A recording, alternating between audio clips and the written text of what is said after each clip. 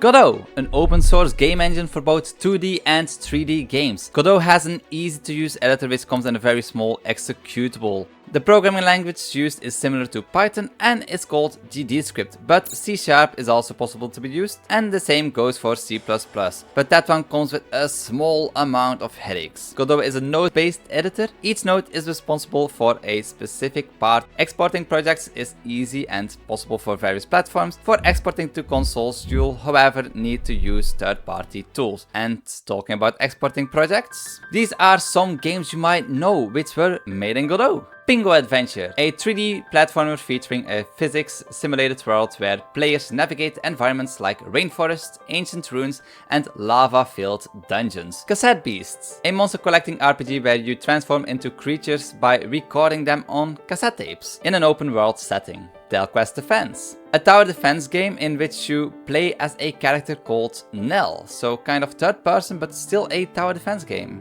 Brotato, a fast-paced top-down arena shooter where you play as a potato fighting against aliens. Domekeeper, a resource gathering game where you drill beneath your dome for resources whilst also defending against monsters who attack your dome from above. But these were games, and games is not the only thing that Godot can be used for. Pixelorama, an open source pixel art tool. Material Maker. This is a procedural materials ordering tool. RPG in a box. A voxel based RPG game engine. Yep, a game engine made with a game engine.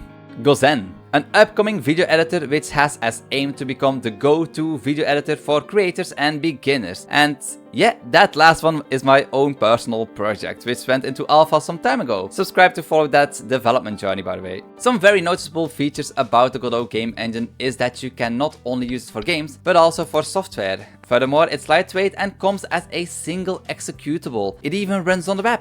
And one of the strongest points is that the engine is open source. To a lot of people that may not mean anything, but to me personally this means that I can fix bugs myself, create custom build to fit my project specifically, and having everything open source under the MIT license means I don't have to worry about sudden changes in the terms of service, which could end up costing me money for already released projects and games. Godot also has a very active community, which can be quite great when looking for help on how to do specific things. And as mentioned before, you can use C++ with Godot, but that is mainly used for extending the already great game engine with even more libraries. For example, my video editor uses it to have connections with FFmpeg libraries, so we can have video playback. As a quick summary, Godot is a tool which is capable of so many things, and the limitations are basically your own creativity and programming knowledge. And before I go, a quick thank you to all my Ko-fi supporters. Their support helps me to keep making these videos and to keep working on my video editor Gozen as well. I am planning on making a lot more Godot tutorials in the future, so please stay subscribed for that. And I hope you liked this quick intro to Godot. And for more Godot related content, click subscribe and I'll see you all in the next one. Thanks for watching. Bye bye.